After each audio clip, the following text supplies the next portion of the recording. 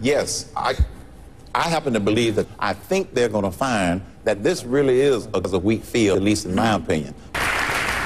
John, any one of the people on this stage would be a better president than President Obama. He has failed in job one, which was to get this economy going again. He failed in job two, which is to restrain the growth of government. And he failed in job three, which is to have a coherent, consistent foreign policy. We've had presidents in the past that had bad foreign policies. This is the first time we've had a president that doesn't have a foreign policy. And this hit-or-miss approach has met a couple of successes, like getting Osama bin Laden, congratulations, but a lot of misses, like throwing our friends under the bus. I think Governor Palin's a remarkable leader. I think she's qualified to be president of the United States. I think she's equally as qualified or more qualified and would have been as strong of a president as Joe Biden. He's wrong on everything. I filed today my paperwork to seek the office of the presidency of the United States today, and I'll very soon be making my formal announcement. So I wanted you to be the first to know. They use the U.S. Census information to round up the Japanese and put them in the internment camps. There isn't even one study that can be produced that shows that carbon dioxide is a harmful gas. There isn't one such study because carbon dioxide is not a harmful gas. It is a harmless gas. I wish the American media would take a great look at the views of the people in Congress and find out, are they pro-America or anti-America? We now have an imperial presidency where the president has appointed various czars, appointing directly to him. Multicultural diversity says out of one, many. And if we go with tribalism, we will not long be one nation united under God. But that was... and I love to admit it. I love Michelle Bachmann, and I've been championing her for years now, and easily. It has not been difficult, despite that montage of missteps, as you characterize them. She's a woman to admire, unequivocally. Whether that's her personal backstory, the fact that she was a well-respected tax attorney, she's got 10 years in public office.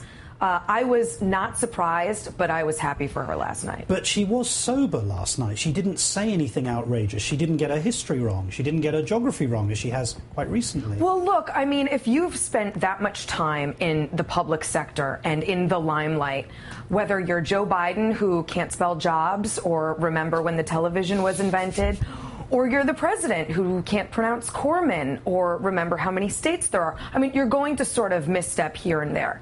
The bottom line is Michelle Bachmann's a capable leader, and I think she's a compelling candidate, as everyone got to see last night. You're Axelrod. You're David Plouffe, although he's back here. You're Valerie Jarrett. You're Michelle Obama. You're all the big shots on the inside. Last night, what did you see that made you smile? First of all, you. What did you get a giggle out of these clowns? What made you feel like, oh, they can beat these guys? Well, your rival is standing right there. If it was Obamacare on Fox News Sunday, why is it not Obamacare standing here with the governor right there? President Obama is the person who I quoted in saying he looked to Massachusetts for designing his program. He's the one who said it's a blueprint in that he merged the two programs. And so using the term Obamacare was a reflection of the president's comments that he designed Obamacare on the Massachusetts health care plan. Governor, you want to respond to that at all? No, just to say this, which is my guess is the president is going to eat those words and wish he hadn't put them out there. And I can't wait to debate him and say, Mr. President, if in fact you did look at what we did in Massachusetts, why didn't you give me a call and ask what worked and what didn't? And I would have told you, Mr. President, that what you're doing will not work. Well, you saw when Romney was listening to Pawlenty shy away there, the real emotion on Mitt Romney's face. I got this guy beat. Yeah, which you don't usually see. I mean, Mitt Romney is so controlled that it was just a very slight thing. He realized the only thing I have to worry about was this guy, and this guy just whiffed. It can't be this guy. I actually wondered. Is this like Ryan, they're not going to pitch to the guy because he's just too good, No. But when it was happening, I said, is he running for vice president? No. Running for? But that wouldn't make sense. Somebody told Pawlenty that this is your first time on the big stage. Nobody knows who you are. don't introduce yourself by attacking. Oh yeah, God. you know who gave that? You know who gave the advice once to that in the debate? Yeah. Right before Nixon debated Kennedy, he got his clock clean. The great Henry Cabot Lodge, his running mate, his Yankee running mate, called him up and said, "Erase the assassin's image." We need everybody to come together because we're going to win. Just make no mistake about it. I want to announce tonight, President Obama is a one-term president. He isn't leading on balancing our budget, and he's not leading on jobs. He has turned his back on American allies, and he has embraced our enemies. This president is a declinist. He views America as one of equals around the world. If I'd had my druthers, I never would have overturned Don't Ask, Don't Tell in the first place. The Obama administration is an anti-jobs, anti-business, anti-American energy, destructive force. I want to announce tonight, President Obama is a one-term president. It seems to me that the other candidates suffer at her. They suffer. She wins. In this sense, she benefits. They look like they're trying to figure out, they handle issues. They're trying to figure out where they stand. Romney is proving the ultimate flip-flopper by not flip-flopping on a couple issues, which really is flip-flopping. And the other guy's trying to be a Tea Party when he really isn't. And she is what she is. I've always given her credit for not being, for example, a birther or plays on the cheap shots. Well, anyway, your thoughts on her. What did you think of her performance last night, Michelle Bachmann? If she can win Iowa and she can get mojo in New Hampshire, which somebody's going to do other than Romney, who, by the way, I think is capped, then she could potentially actually win Iowa and New Hampshire, Chris. Rights come as individuals. If we wouldn't have this major debate going on, it would be behavior that would count, not the person who belongs to which group. We shouldn't have gay rights. One, we ought to be talking about the economy and jobs. But given the fact you're insistent, the answer is I believe that Don't Ask, Don't Tell should have been kept in place until conflict was over. I would keep the Don't Ask, Don't Tell policy. Well, the protections between the separation of church and state were designed to protect government from people of faith. And this is a country that in our founding documents says are from our creator. They're not from our member of Congress. They're not from our county commissioner. And 49 of the 50 states have in the very early phrases of their constitutions. I'm someone who believes that you approach issues using faith and reason. How we all live together.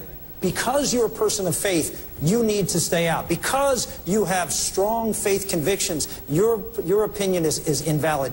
Us to try to change morality, you can't teach people how to be moral. Well, I do believe in the 10th Amendment, and I do believe in self-determination for the states. I also believe that marriage is between a man and a woman. Do you think she's now the thinking person, Sarah Palin?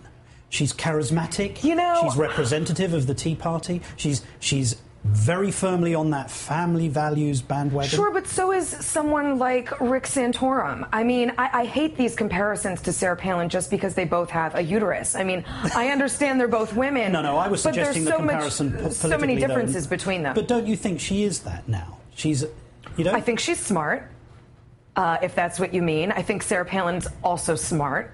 But I think Michelle Bachmann has different gifts to offer, whereas Sarah Palin had executive experience and sort of that rugged individualism of Alaska. Michelle Bachmann has 10 years in Congress. Exactly. She's held office. She walks the walk. She was a Reagan Republican last night. She talked about the three-legged stool. Nobody else took that opportunity. 4 years ago in the debates, all we heard was Republicans wanting to be Ronald Reagan. She walked in and she owned it. She's a Pat Buchanan of Republicans. Check that. Do you believe that Michelle Bachmann, as much of a star as she was on that performance last night, could be checked, could be neuterized by the entrance of Rick Perry? Would he steal the bacon from Michelle Bachmann, who's just beginning to be a star? I think he would sizzle, Chris. I've heard a lot of conservative activists say today that Rick Perry is the one person who could eliminate Michelle Bachmann's gains last night. Santorum's off the table. Gingrich is dead man You're very walking. sharp. I don't see it so much as neuterizing as more or less consolidating. I think that you're going to see a consolidation if Perry gets in around Bachmann and Perry, and that ostensibly could be your ticket. I believe so. I believe that Romney is going to find that he is roadkill in New Hampshire and that he will come in second in New Hampshire. And Is Michelle Bachmann the center? Is Michelle Bachmann centered now as in the center of the Republican Party that votes in primaries and caucuses? Is she the face of the Republican Party? Based on Iowa and based on her performance last night, it's Michelle Bachmann's to lose. And if Rick Perry gets into the race, he creates a dynamic where it's both of theirs to lose. Right. And you could see them teaming up and becoming presidential and vice presidential candidates. Don't choose the old guys. Oh, well, maybe we'll have to have an American Idol contest and go from there.